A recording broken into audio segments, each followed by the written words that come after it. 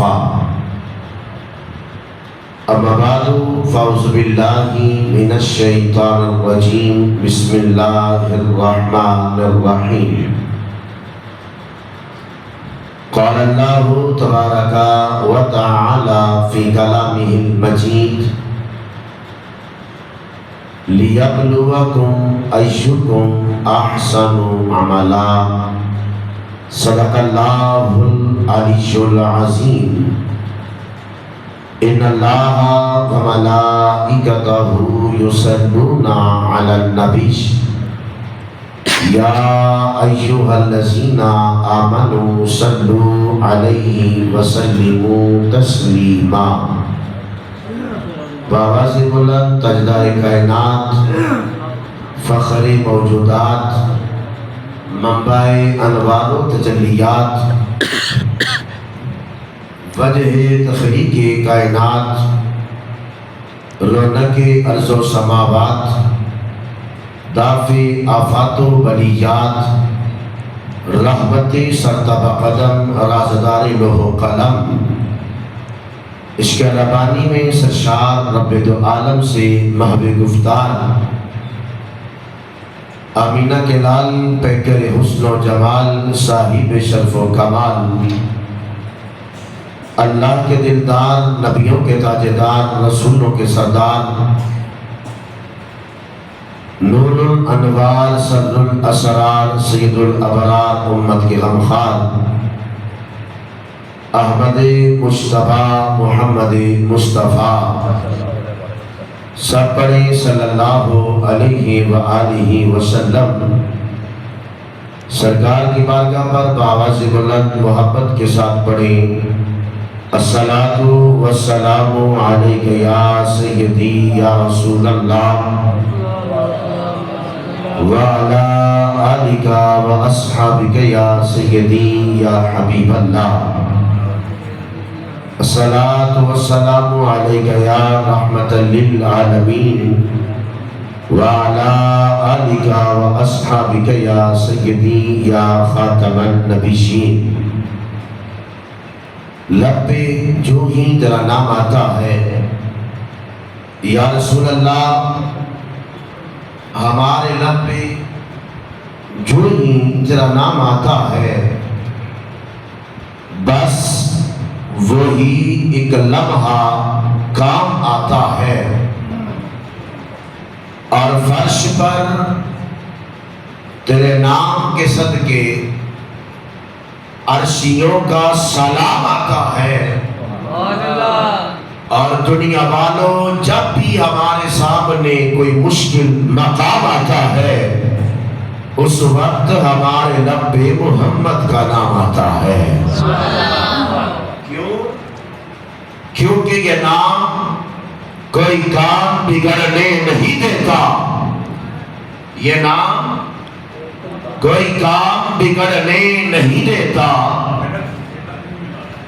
ارے بگڑے بھی بنا دیتا ہے نام محمد اور نام احمد معتبر سغات ہے سبحان اللہ میرے آقا کی ہر بات کی کیا بات ہے نام احمد معتبر سغات ہے میرے آقا کی ہر بات کی کیا بات ہے سامعین محترم عزیزان گرامی قدر درود ہے اس مصطفیٰ کی ذات پر جس کریم آقا کی نبوت پر نبوت ناز کرتی ہے سبحان اللہ درود و سلام ہے اس مصطفیٰ کی ذات پر جس کریم آقا کے پیارے صدیق پر صداقت ناز کرتی ہے درود و سلام ہے اس مصطفیٰ کی ذات پر جس کریم آقا کے پیارے عمر پر عدالت ناز کرتی ہے سبحان اللہ درود و سلام ہے اس مصطفیٰ کی ذات پر جس کریم آقا کے پیارے عثمان پر سخاوت ناز کرتی ہے سبحان اللہ درود و سلام ہے اس مصطفیٰ کی ذات پر جس کریم آقا کے پیارے علی پر شجاعت ناز کرتی ہے۔ سبحان اللہ، سبحان اللہ۔ تو سلام ہے اس مصطفیٰ کی ذات پر جس کریم آقا کے پیارے حسنین پر شہادت ناز کرتی ہے۔ سبحان اللہ۔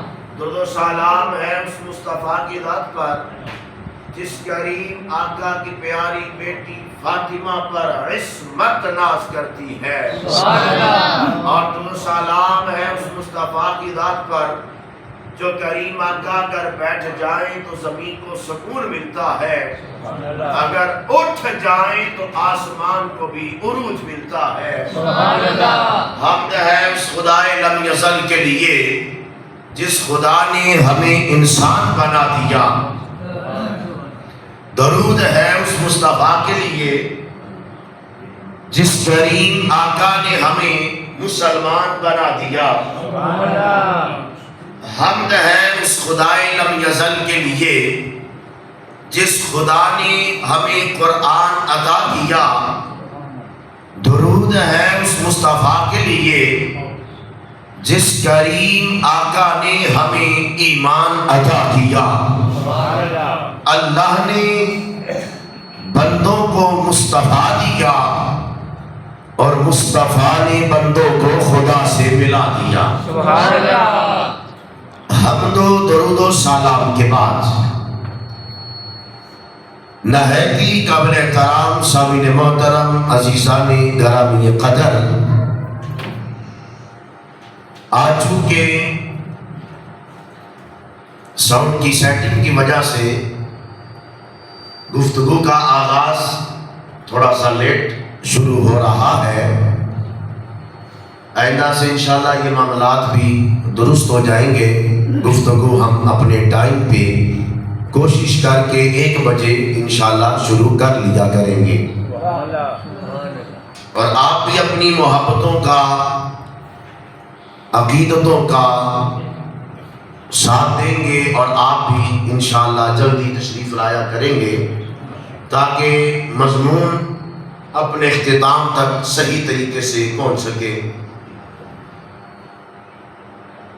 موضوع آج کچھ اور بیان کرنا چاہتا تھا، دامن وقت کی وسعت اور یہ تھوڑا سا خرابی کی وجہ سے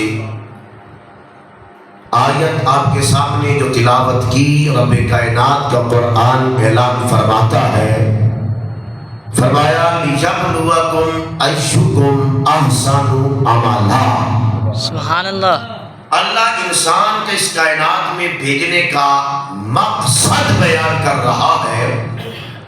فرمایا انسان کو اس کائنات میں اس لیے بھیجا، تخلیق انسانیت اس وجہ سے کی تاکہ رب آزمائے اچھا عمل کون کرتا ہے۔ سبحان اللہ، سبحان اللہ۔ اچھا عمل۔ آسن لِيَبْلُوَكُمْ أَيُّكُمْ أَحْسَنُ عَمَلًا۔ رب کائنات آسمان میں چاہتا ہے کہ آسن عمل کون کرتا ہے؟ کون سا عمل؟ آسن۔ آج تو الحمدللہ تیسری ملاقات ہے اور آپ انشاءاللہ ہمیشہ کی ملاقات رہے گی۔ آپ میرے مزاج سے واقف ہو جانا چاہیے آپ کو کہ آپ نے سبق یاد کرنا ہے۔ رب کائنات کا قرآن اعلان کرتا ہے تخلیق انسانیت کی وجہ یہ ہے تاکہ رب آزمائے احسن عمل کون کرتا ہے۔ آئے کائنات عالم کے ہر پڑھے لکھے فرد سے ہم اگر یہ سوال کریں، میں اور آپ اگر ہم احسن عمل کی فہرست تیار کریں، بھئی اچھے اعمال کون سے ہیں، ہم آغاز کریں گے نماز سے۔ ایسے یعنی اگر ہم فہرست بنائیں کہ آؤ ہم جمع کرتے ہیں اچھے اچھے اعمال کون سے ہیں، تو ہم آغاز کریں گے کہاں سے؟ نماز سے، تلاوت قرآن سے، یعنی ہم یہ کہیں گے بھئی اس کائنات عالم میں احسن عمل کا آغاز نماز سے ہوتا ہے، پھر تلاوت قرآن ہے، پھر صبر ہے، تقوی ہے اور دیگر بہت سی عبادات ہیں۔ لیکن آؤ رب کائنات کے قرآن سے پوچھتے ہیں، مولا احسن عمل سبحان اللہ، رب کی نگاہ میں سب سے پہلے کون سا ہے؟ سبحان اللہ۔ اگر آپ توجہ فرمائیں گے تو میں قرآن سمجھانے میں آسان ہو جاؤں گا۔ احسن عمل رب کی نگاہ میں کون سا ہے؟ میں نے کہا اگر ہم دیکھیں کائنات عالم کا کوئی سکالر، کوئی پڑھا لکھا بندہ اگر وہ احسن عمل کی فہرست تیار کرے تو سر فہرست سب سے پہلے کسے بیان کرے گا؟ نماز۔ نماز کو۔ رب کائنات میں انسان کی عقل کو جہاں پہ ختم ہو رہی تھی اللہ نے پیغام شروع کیا، فرمایا لیس البر ان تولوا وجوہکم قبل المشرق والمغرب، فرمایا نیکی صرف یہ نہیں ہے کہ تم مشرق یا مغرب کی طرف منہ کر لو، یعنی آسان، فرمایا صرف یہ نہ سمجھ لینا کہ نماز پڑھ لینا کافی ہے۔ ہم توجہ فرمائیں گے، نماز فرض عین ہے۔ حشر کے میدان میں سب سے پہلا سوال نماز کا ہے، لیکن رب کائنات کا قرآن پیغام دیتا ہے، فرمایا لیس البر، فقط یہ نہ سمجھ بیٹھنا کہ ہمارے اعمال حسنہ کا آغاز صرف نماز سے ہوتا ہے، نہیں، فرمایا وَلَكِنَّ الْبِرَّ مَنْ آمَنَ بِاللَّهِ، نماز سے بھی پہلے عمل یہ ہے اللہ پر ایمان سیدھا ہو جائے۔ سبحان اللہ۔ کس پر؟ اللہ۔ وَلَكِنَّ الْبِرَّ مَنْ آمَنَ بِاللَّهِ وَالْيَوْمِ الْآخِرِ وَالْمَلَائِكَةِ وَالْكِتَابِ وَالنَّبِيِّينَ، فرمایا حشر کے میدان پر تمہارا عقیدہ صحیح ہو جائے فرشتوں پر، نبیوں پر، کتابوں پر، یعنی اس کا مطلب یہ ہے رب کائنات کا قرآن سمجھانا یہ چاہتا ہے نماز بعد میں ہے، عقیدہ پہلے ہے۔ سبحان اللہ۔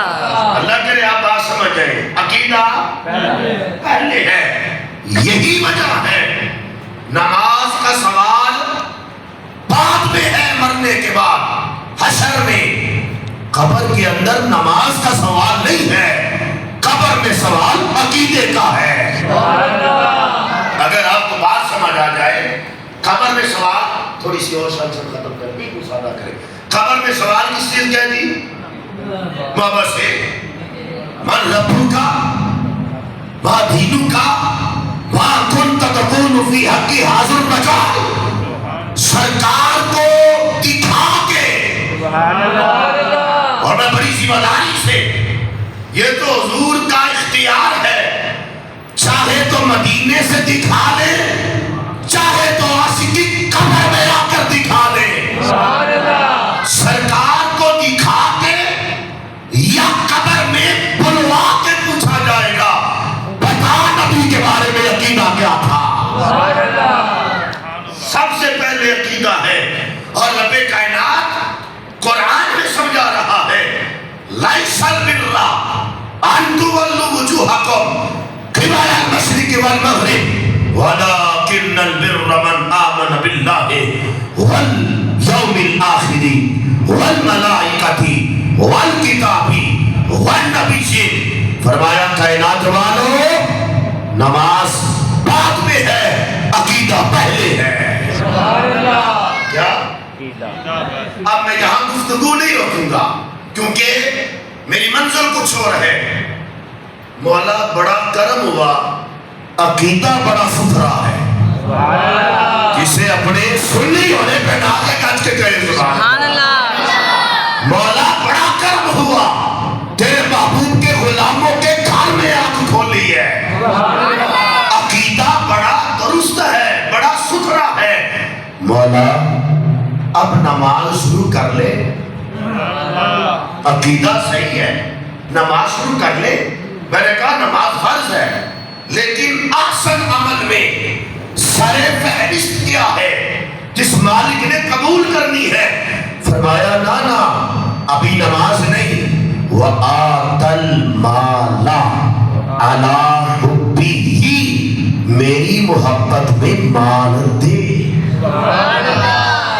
یہاں پہ سبحان اللہ کہنا چاہیے کیونکہ ہمیں نمازیں پڑھواؤ ہم پڑھ لیتے ہیں تراویاں 20 پڑھواؤ ہم پڑھ لیتے ہیں جب اللہ کی راہ میں دینے کی بات آ جائے نا پھر ہمت نہیں پڑتی لیکن رب کائنات کا قرآن بیان کرتا ہے فرمایا جب عقیدہ درست ہو جائے وَلَٰكِنَّ یہاں لیکن ہے استدراک کے لیے آتا ہے اس سے پہلے کی عبارت میں ابہام ہوتا ہے لیکن آ کر ابہام دور کرتا ہے فرمایا عقیدہ درست ہو جائے تو رب کی نگاہ میں سب سے آسان عمل یہ ہے اللہ کی محبت میں مال دے مانا واپس سے فرما لے سبحان اللہ کیا دو وَآتَ الْمَالَ عَلَىٰ حُبِّهِ ذَوِي الْقُرْبَىٰ وَالْيَتَامَىٰ وَالْمَسَاكِينِ وَابْنَ السَّبِيلِ وَالسَّائِلِينَ وَفِي الرِّقَابِ فرمایا غریبوں میں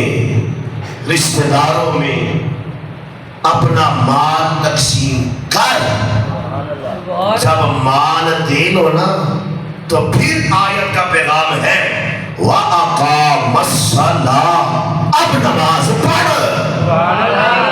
سے فرما لے اور پھر کیسا لطف ہے اگر آپ میں سے کوئی تھوڑا سا شغف رکھتا ہو تھوڑا سا مطالعے کا شوق رکھتا ہو قرآن کی تفسیر سے تعلق رکھتا ہو تو کبھی اس آیت کی ترتیب پہ غور کرنا آیت کی ترتیب بتا رہی ہے وَلَٰكِنَّ الْبِرَّ مَنْ آمَنَ بِاللَّهِ وَالْمَلَائِكَةِ وَالْكِتَابِ وَالنَّبِيِّينَ وَآتَى الْمَالَ جب اللہ نے مال کی بات کی وَأَقَامَ الصَّلَاةَ پھر فرمایا وَآتَى الزَّكَاةَ نماز پڑھو زکوٰۃ دو اور نماز سے پہلے بھی مال کا ذکر ہے کس کا اور نماز کے بعد بھی ذکر مال کا ہے اگر صاحب نصاب ہو جاؤ ہولان ہول کی شرط مکمل ہو جائے زکوٰۃ دو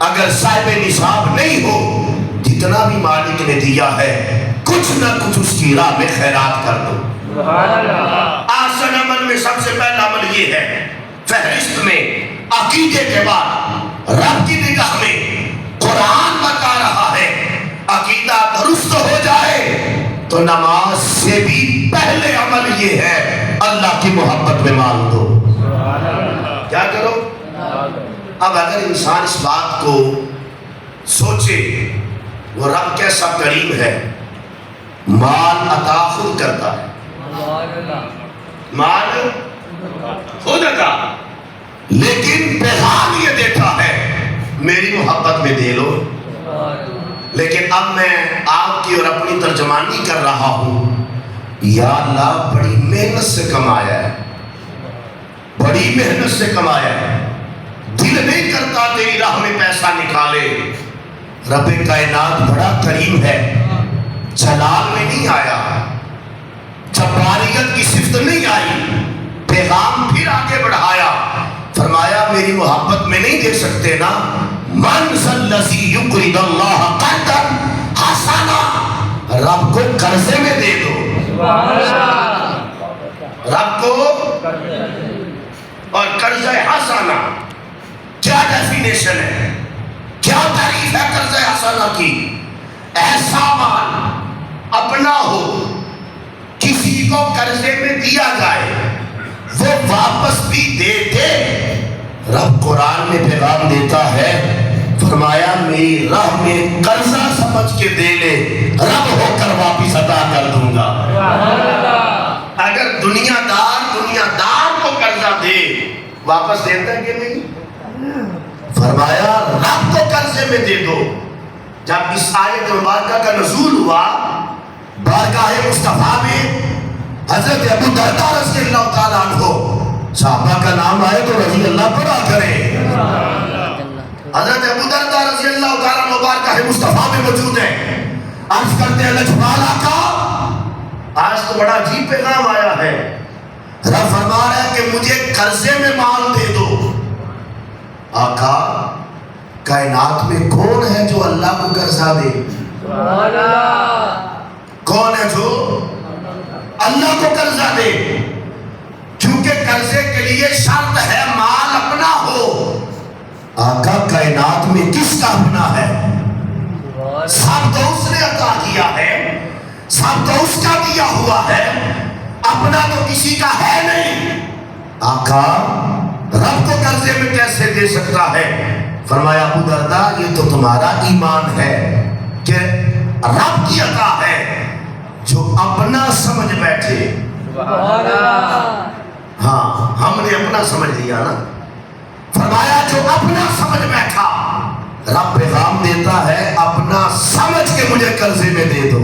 حضرت ابو درداء رضی اللہ تعالیٰ عنہ بارگاہ مصطفیٰ میں عرض کرتے ہیں لجپال آقا آپ گواہ بن جائیں، میں اپنے کھجور کے باغوں میں سے سب سے بڑا باغ جو 600 کھجوروں کے درختوں پر مشتمل ہے رب کو قرضے میں دیتا۔ اور جب بارگاہ مصطفیٰ میں حضور کو گواہ بنا کر اللہ کی راہ میں دے دیا تو اسی باغ کے اندر حضرت ابو درداء رضی اللہ تعالیٰ عنہ کا گھر بھی تھا، بیوی بچے بھی تھے۔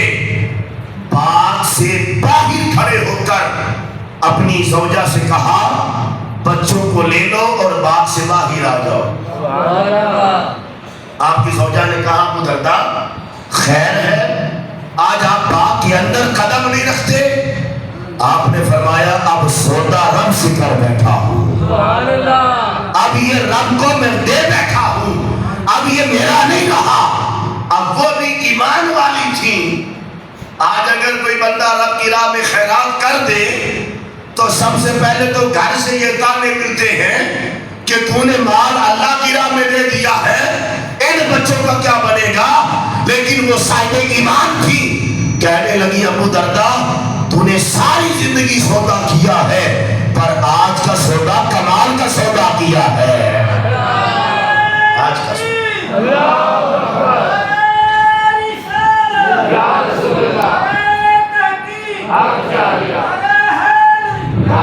ابو درداء آج کا سودا تو کمال کا سودا کر آیا ہے، لیکن آؤ رب کا قرآن پیغام دیتا ہے۔ سب سے پہلے آغاز ہوا، فرمایا میری محبت میں مانگ دو۔ انسان کا حوصلہ نہ بنا، فرمایا قرضے میں دے دو۔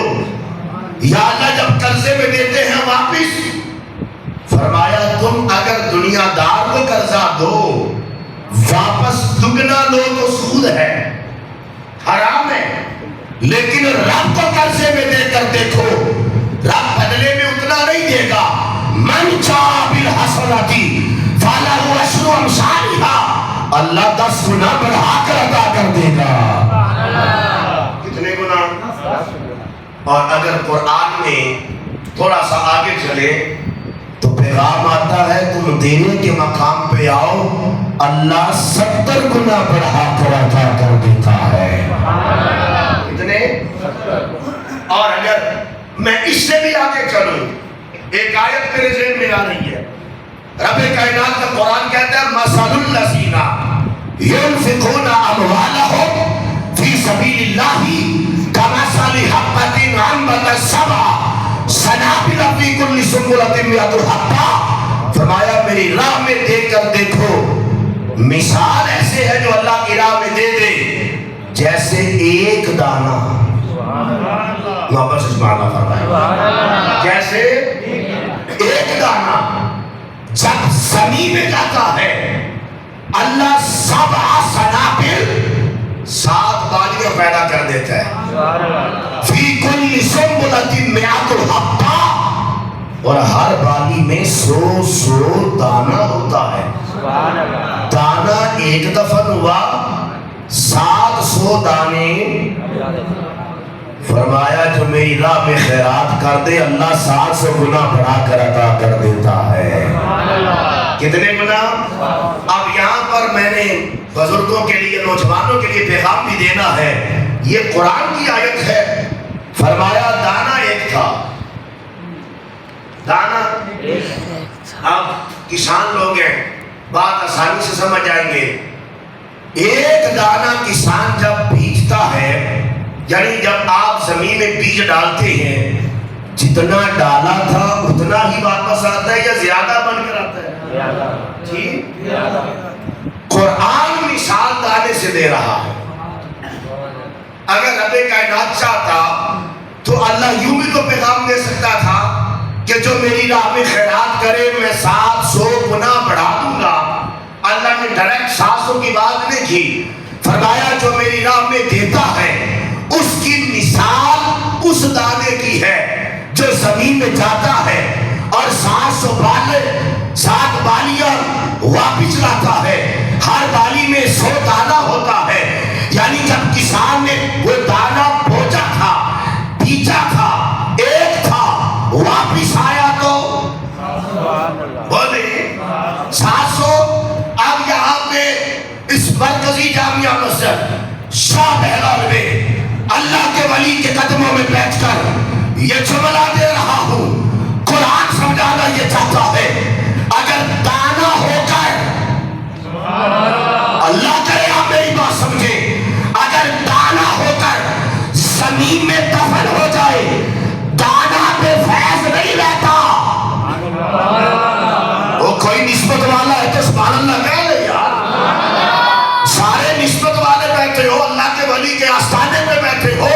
قرآن یہ پیغام دیتا ہے ایک دانہ ہوگا وہ زمین میں دفن ہو جائے، اللہ اس کا فیض اتنا عام کر دیتا ہے. گیا ایک تھا 700 واپس لاتا ہے. گیا ایک تھا 700 واپس لاتا ہے. اگر دانہ ہو کر، اگر دانہ ہو کر زمین میں دفن ہو جائے اور فیض اس کا بند نہیں ہوتا، اللہ کا ولی زمین میں دفن ہو جائے، فیض کیسے بند ہو جاتا ہے؟ لیکن اگر آپ میرے ساتھ چلے میں پھر قرآن سمجھاؤں. سبحان اللہ. واپس سے سبحان اللہ فرمائیں گے آپ. یہ دانے کی مثال دی ہے رب کائنات نے. دانہ ہے مخلوق، سبحان اللہ. انسان ہے اشرف المخلوق. پھر اگر میں یہاں منطق کی علم الکلام کی سزا پڑھوں تو پھر اس کے مراتب ہے. ولی اس سے بھی اشرف ہے، سبحان اللہ. خوف پھر اس سے اشرف ہے. پھر انبیاء ہے، سبحان اللہ. پھر انبیاء کے بعد رسول ہے، پھر اولو العزم ہے، پھر کوئی کلیم اللہ ہے، کوئی خلیل اللہ ہے، پھر ساری کائنات میں حبیب اللہ افضل ہے. جو رب دانے کا فیض بند نہیں ہونے دیتا مدینے والے کا فیض بند ہے. اور میری یہاں پہ اگر میرے ساتھ چلے مجھے لطف آئے گا. دانا ہے نا زمین میں دفن ہو کر یہ نہیں مرتا. سبحان اللہ سارے فرما رہے ہیں. دانا ہو کر زمین میں دفن ہو جائے تو یہ مرتا نہیں بلکہ فیض لاتا ہے. وہ دانا ہو کر دفن ہو جائے یہ نہیں مرتا. تم مزار والے کے بارے میں پوچھتا ہے کہ یہ قبر میں چلے گئے زندہ ہے یا مردہ؟ نہیں. آپ میں سے جو بزرگ بیٹھے ہیں ان کی جوانی کا زمانہ تھا، بیج گھر میں لا کر چنا کرتے تھے. گھر میں خواتین بیج کی صفائی کرتی تھی، جو مرا ہوتا تھا وہ نکال دیتی تھی. ایسے ہی ہے جو زندہ ہوتا تھا وہ دفنا دیتے تھے. تو مسئلہ تو یہاں سے سمجھ آ جانا چاہیے ہر قبر والا مردہ نہیں ہوتا. یہ تو عام ذمہ دار کسان بھی سمجھتا ہے اچھا میں نے اپنے دادا جان سے پوچھا ان کی زندگی میں نے کہا دادا جی دیکھنے میں دانے ایک جیسے ہوتے ہیں، دیکھنے میں بیج ایک جیسا ہے، ہمیں کیسے پتا چلے کہ اس میں مردہ کون ہے زندہ کون ہے؟ اب میں قرآن کی آیت پہ رک گیا ہوں تو خدا نہ سمجھ جائے. میں نے کہا کیسے پتا چلتا ہے؟ میں نے کہا بزرگوں کی جوانی گزری یہ بھی بتائیں گے، ان کا تجربہ ہے. کہتے ہیں دیکھنے میں دانے بیٹا ایک جیسے ہوتے ہیں، لیکن جو اندر سے خالی ہونا، جو اندر کا کھوٹا ہونا وہ مردہ ہوتا ہے، جو دانا اندر سے بھرا ہونا وہ زندہ ہوتا ہے. مجھے یہ دانا پڑھ کے سمجھ آ گئی، اور قرآن میں رب نے دانے کی مثال دے کر سمجھا دیا. اور جو دانا ہو کر اندر سے بھرا ہو وہ زمین کے اندر دفن بھی ہو جائے تو وہ زندہ ہوتا ہے. جو دانا اندر سے خالی ہو وہ زمین کے اوپر بھی ہو تو مردہ ہوتا ہے. مجھے قرآن نے اشارہ دے دیا، اور جس بندے کا اندر محبت مصطفیٰ سے خالی ہو، تھوڑا سا جاگو، جس کا اندر محبت مصطفیٰ سے خالی ہو وہ زمین پر چلتا بھی ہو تو مردہ ہوتا ہے. جس کا اندر محبت مصطفیٰ سے بھر جائے وہ زمین میں اتر بھی جائے تو زمین میلی نہیں ہوتی، سمن میلا نہیں ہوتا. ارے محمد کے غلاموں کا کفن میلا نہیں ہوتا. قرآن مثال دانے کی دے رہا ہے، دانے کی مثال. فرمایا جو میری راہ میں خیرات کر دے اس دانے کی طرح ہے، جس جو دانا جاتا ایک ہے 700 واپس لاتا ہے. اب میں پھر پیغام سمیٹ رہا ہوں، چونکہ ٹائم کی پابندی، ٹائم کی ذمہ داری جو ہے وہ لازمی ہوتی ہے. آج بھی مضمون یہ اس خرابی کی وجہ سے میں جلدی شروع نہیں کر سکا. مضمون اپنے اختتام تک جائے، تکمیل تک، تو پھر بات کا لطف آتا ہے. یہیں پہ سمیٹوں گا. فرمایا نماز سے پہلے میری راہ میں مال دینا ہے. ہاں دے دو، پیغام آیا میری محبت میں، نہیں تو قرضے میں دے دو. فرمایا تم دے کر دیکھو رب 10 گنا بڑھا دیتا ہے. پھر پیغام قرآن نے دیا 70 گنا بڑھا دیتا ہے. پھر قرآن نے پیغام دیا اس دانے سے، فرمایا تم دینے کے مقام پہ آؤ، اللہ 700 گنا بڑھا دیتا ہے. اور یہاں پہ آگے چلے قرآن میں تو رب کی رحیمی کا انتہا ہو گئی. فرمایا بندے گھبرانا، تو رب کے رحمی مال دینے کے مقام پہ آ، رب گنتیاں ختم کر دیتا ہے. 10 والا، 70 والا، 700 والا چکر ختم ہے. فرمایا واللہ یضاعف لمن یشاء. تو دینے کے مقام پہ آ، رب کی مرضی ہے جتنا چاہے عطا کر دیتا ہے. تو سر فہرست نماز. اب یہ مضمون بھی یہاں تک ہی میں روک رہا ہوں، چونکہ دامن وقت میں وسعت نہیں ہے، اس لیے میں اس کو آگے نہیں پڑھ سکتا. آج کے خطبہ جمعہ کا پیغام صرف اتنا لے کر اٹھے.